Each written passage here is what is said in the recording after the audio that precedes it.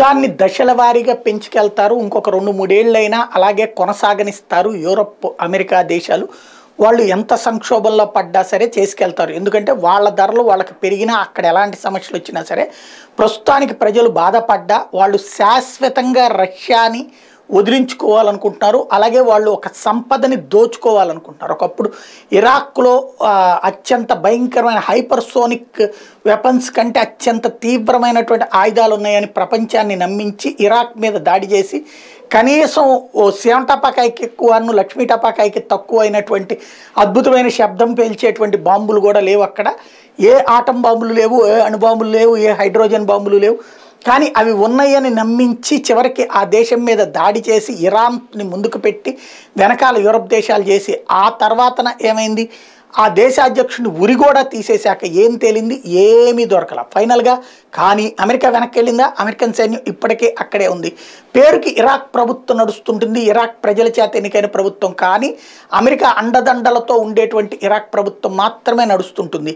ఏం చేస్తున్నారు వాళ్ళు అక్కడ ఉన్నటువంటి ఆయిల్ నిక్షేపాలన్నీ అమెరికన్ కంపెనీలు టెండర్లు పాడుకుని మరి తీసుకుంటాయి. ఇక ఇరాక్లో ఉన్నటువంటి వాళ్ళందరూ ధనవంతులు ఎప్పుడో లూటీ చేసేసింది కాబట్టి అమెరికా వాళ్ళ దగ్గర డబ్బులు లేవు కాబట్టి వాళ్ళు ఏ టెండర్లు పిలవరు. అమెరికా టెండర్ల కింద తీసుకుని దానికి ఎంతని అమౌంట్ పే చేస్తుంది అంటే ₹1,00,000 అయ్యేటువంటి ఆయిల్ పట్టుకుపోయి 10,000 ఇలా మొహాన పడేస్తుంది. తద్వారా ఆయిల్ నిక్షేపాలను కొల్లగొట్టినటువంటి అమెరికా రష్యాలోని 10 ప్రాంతాలలో ఉన్నటువంటి ఆయిల్ నిక్షేపాలు తన సొంతం చేసుకునేందుకు రష్యాని 10 ముక్కలు చేసుకునేందుకు వేసింది ఎత్తుగడ. అయితే దాన్ని రష్యా ఇప్పటిదాకా తిప్పి కొడుతూ వస్తుంది, ఉక్రెయిన్ని దెబ్బ కొడుతూ వస్తుంది. కానీ తాజాగా ఒక్కొక్క అడుగు కొత్త అడుగులు వేస్తున్నారు. మొన్ననే ఈ యుద్ధం ముగిసి ఉక్రెయిన్ ఓడి రష్యా గెలిచి తద్వారా తన సార్వభౌమత్వాన్ని కాపాడుకునే ప్రయత్నం చేస్తుంటే మళ్ళీ పేట్రియాట్ సిస్టమ్స్ దగ్గర నుంచి అలాగే సరికొత్త అత్యాధునిక యుద్ధ ట్యాంకుల దాకా ఇచ్చుకొచ్చారు.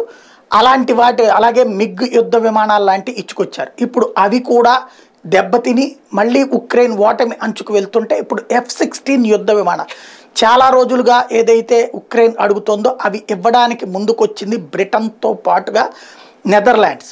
అంటే వాళ్ళ కోటా కింద వీళ్ళకి ఇవ్వడానికి సిద్ధం. అందుకని ముందు ఉక్రెయిన్ నుంచి కొంతమంది పైలట్లని ఫ్రాన్స్ తమ దగ్గరికి పంపించమంది. అంటే వాళ్ళకి ఆ F-16 యుద్ధ విమానాలు నడపడం మీద ట్రైనింగ్ ఇస్తామంది. ఫ్రాన్స్ ట్రైనింగ్ ఇచ్చి అమెరికాకి పంపిస్తుంది.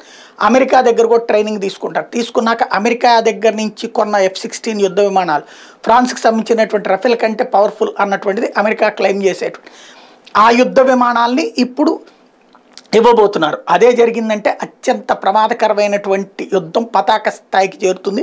రష్యాని దెబ్బ కొట్టడానికి వేస్తున్న మలి అడుగులు అని చెప్పాలి. మొన్ననే లాంగ్ రేంజ్ మిస్సైల్స్ ఇచ్చింది బ్రిటను, ఇప్పుడు F-16లు ఇస్తోంది. అంటే ఒక రకంగా చెప్పాలంటే యూరప్ సమాజం అంతా యుద్ధానికి దిగుతున్నట్టే. అదే జరిగితే ఇక 3వ ప్రపంచ యుద్ధం వైపుకి వెళ్తుందా అనేదే ప్రమాదకరం.